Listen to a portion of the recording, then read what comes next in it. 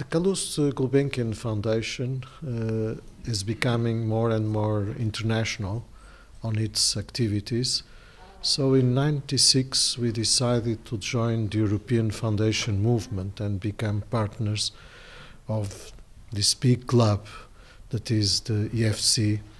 And we also decided to be active contributors in order to make the sector more visible in European terms. I think that when we look back 20 years ago, the European Foundation sector was a fragmented one. Now we work in network.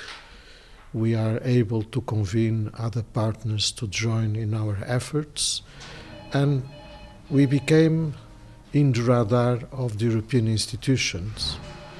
Now we are really interlocutors of the European Commission and the European Parliament, and on the other hand, we are equals in terms of dialogue with our friends of the other side of the Atlantic.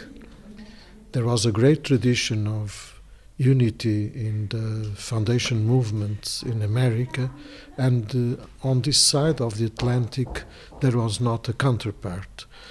Now I think that the EFC works side by side with the Council on Foundations, and that is really an improvement in terms of tackling questions like global questions, like environment, climate change, migrations, global diseases, or the United Nations Development Goals.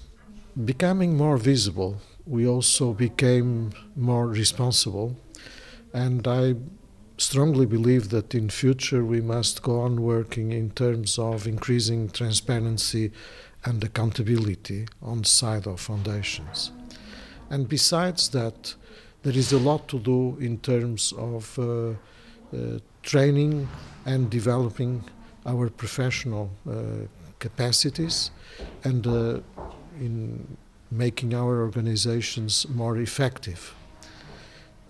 On the other hand, there are several issues on which we must go on advocating in favor of our interests towards Europe. So there is a huge work to be done in the future, and only a strong, united and conscient foundation movement will be able to deal with.